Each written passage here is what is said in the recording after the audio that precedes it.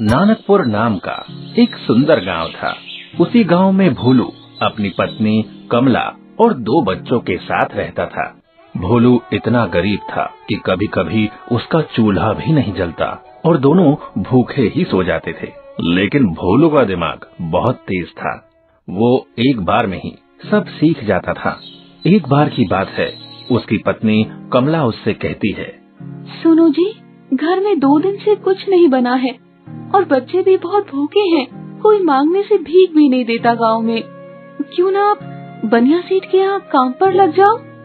अरे भाग्यवान, क्या कह रही हो? वो बनिया सेठ की आदत तुम्हें पता नहीं है क्या? अरे वो गरीबों पर जुल्म करने में सबसे आगे है।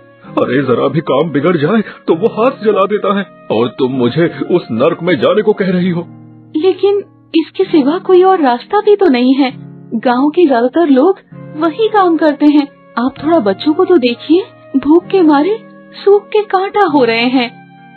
भोलू अपने बच्चों को देखता है और गरीबी से मजबूर होकर बनिया सेठ के यहाँ काम पर चला जाता है और बनिया सेठ से कहता है, सेठ जी जयराम जी की। हाँ ठीक है, बोलो क्या काम है? अरे बिना दाम के मैं कोई काम नहीं करता, जल्दी बोलो क्या काम है। हाँ सेठ जी, मेरे बच्चे 2 दिन से भूखे हैं, कुछ खाने को मिल जाता तो अच्छा होता। बनिया सेठ अपनी पत्नी को आवाज लगाता है, अरे भाग्यवान, अरे कहाँ हो? अरे वो कल रात का बासी खाना इसको दे दो, जिसमें वो छिपकली गिर गई थी ना। हाँ, अरे इस भोलू के बच्चे भूखे हैं, खाकर मर जाएंगे। ये कहकर वो बनिया भोलू का मजाक उड़ाता है और भोलू इसे भगवान की मर्जी समझकर इस कड़वे घूंट को पी जाता है। तभी सेठानी बाहर आती है और कहती है, अरे कहाँ से आ जाते हैं सुबह सुबह? ये लो, बच्चों को दे देना और तुम भी खाकर मर जाना। रोज रोज की नौटंकी से छुटकारा तो मिलेगा। आपका धन्यवाद सेठ जी, अगर आपका कोई काम हो तो मैं इसके बदले में कर दूंगा। हाँ अरे फ्री में तो मैं अपनी मैल भी ना दूं, काम तो करना पड़ेगा भाई तुझे इसके बदले में। क्या काम है सेठ जी? मैं कर दूंगा। मेरे ये जूते साफ कर दो और इन्हें अपने सिर पर रख लो। जब मेरे पैर के जूते गंदे हो जाएंगे तब इन गंदे जूतों को अपने सिर पर रख लेना। और सुन, ये काम रोज कर सको तो आ जाना हवेली पे, समझा? भोलू बनिया सेठ की बातों का बुरा नहीं मानता है, क्योंकि उसकी गरीबी की रेखा इस बदनामी से कई गुना बड़ी थी। वो खुशी खुशी इस काम को करता, जिसके बदले में बनिया उसको कुछ रुपए भी देता। सुनो जी, आप ये काम मत करो, गांव में हर तरफ हमारी हंसी उड़ाई जा रही है। भाग्यवान, तुम लोगों की बातों पर ध्यान न दो। लोगों का काम तो ऐसे ही हंसी उड़ाना है। हमें अपनी बेटी को पढ़ाकर अफसर बनाना है। भोलू ऐसे ही दिन रात बनिया सेठ के यहाँ काम करता रहा, अपनी इज्जत की फिक्र ना करते हुए। एक दिन भोलू ने बनिया सेठ से ज्यादा रुपए की मांग की और कहा, सेठ जी, मैं आपके यहाँ कई दिनों से काम कर रहा हूँ, आज थोड़े ज्यादा पैसों की जरूरत आन पड़ी है मुझे। अरे भोलू, इतने ज्यादा पैसों का क्या करेगा तू? अरे कोई व्यापार करने जा रहा है क्या? नहीं सेठ जी, बेटी को पढ़ाना है शहर में, इसके लिए उसकी फीस देनी है। अरे भोलू, क्या करेगा बेटी को पढ़ाकर? भाई जैसे तू मेरे जूते अपने सिर पर ढोता है, वैसे ही वो भी हमारी गाय भैंसों का गोबर उठा लेगी। अरे क्यों चिंता करता है तू? भोलू सेठ की बात समझ जाता है। वो बनिया सेठ के यहाँ रहकर व्यापार करने के तरीकों को सीख गया था और कहता है, सेठ जी, आप पैसे ना दो तो मुझे अपनी गाय भैंसों का गोबर ही दे दिया करो। हाँ। बनिया सेठ की पत्नी को बहुत जोर से हंसी आती है और वो कहती है, अरे भोलू, जो मैं तुझे रोज बासी रोटी देती हूँ उससे मन भर गया क्या, जो अब बच्चों को गोबर खिलाने की सोच रहा है? सेठ और सेठानी दोनों हंसते हैं। भोलू उनकी बात का बुरा नहीं मानता है और गोबर लेकर रोज चला जाता है। एक दिन भोलू की पत्नी ने पूछा, अरे सुनो जी, आप काम के बदले में गोबर लेकर रोज रोज कहाँ जाते हो? घर गोबर से नहीं, पैसों से चलता है। ये बात आप भूल क्यों जाते हैं? और बच्चों को भी पढ़ाना है, इसके लिए तो पैसों की जरूरत है, ना कि गोबर की। भोलू कमला की कोई बात नहीं सुनता और रोज बनिया सेठ की गाय भैंसों का गोबर ले जाता।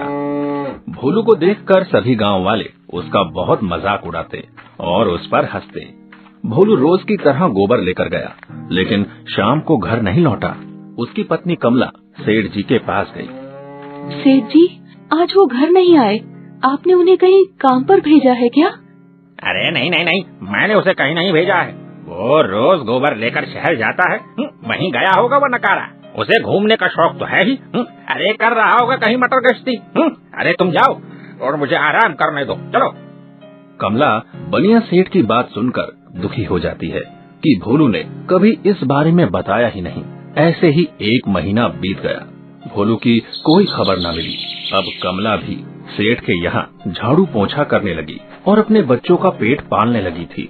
एक दिन अचानक एक बड़ी सी चमचमाती कार सेठ के दरवाजे पर रुकती है और उसमें से सूट बूट में एक आदमी निकलता है। उसे देख बनिया सेठ कहता है, अरे ये कौन हमारे घर आ गया? लगता है कोई बड़ा व्यापारी है। अरे झूलेलाल, आज तो मेरे भाग्य खुलने वाले हैं। वो उस अमीर आदमी के पास जाता है और देखकर उसके पैरों तले जमीन निकल जाती है। वो आदमी कोई और नहीं बल्कि गांव का गरीब भोलू था, जो कभी सेठ के जूते अपने सिर पर रखकर चलता था। आज उसे सूट बूट में देखकर सेठ उससे कहता है, अरे भोलू भैया, ये करिश्मा कैसे हो गया है? कहीं डाका तो नहीं डाल दिया तूने, या कोई सोने का मटका मिल गया है? अरे चक्कर क्या है? अरे नहीं सेठ जी, ये सब मैंने अपनी मेहनत से किया है। आपसे जो मैं गोबर लेकर जाता था ना, उसे मैं बड़ी खाद कंपनी में देता था और आज मैंने शहर में अपनी खुद की खाद कंपनी खोल ली है। ये सब आपके उस गोबर की वजह से हुआ है। अगर उस दिन आपने पैसे दे दिए होते तो आज मैं यहाँ तक नहीं पहुँचता। इसलिए सेठ जी, आपका धन्यवाद। भोलू को देख उसकी पत्नी की आंखें भर आती है और वो भोलू को गले लगा लेती है। भोलू की सफलता देख गांव में सभी उसकी जय जयकार करते हैं। भोलू उन सब से कहता है, मेरे गांव वालों, मैं आपका धन्यवाद कहता हूँ, क्योंकि आपकी हंसी उड़ाने से अगर मैंने अपना रास्ता बदल दिया होता ना, तो आज मैं इस मुकाम पर नहीं पहुँचता।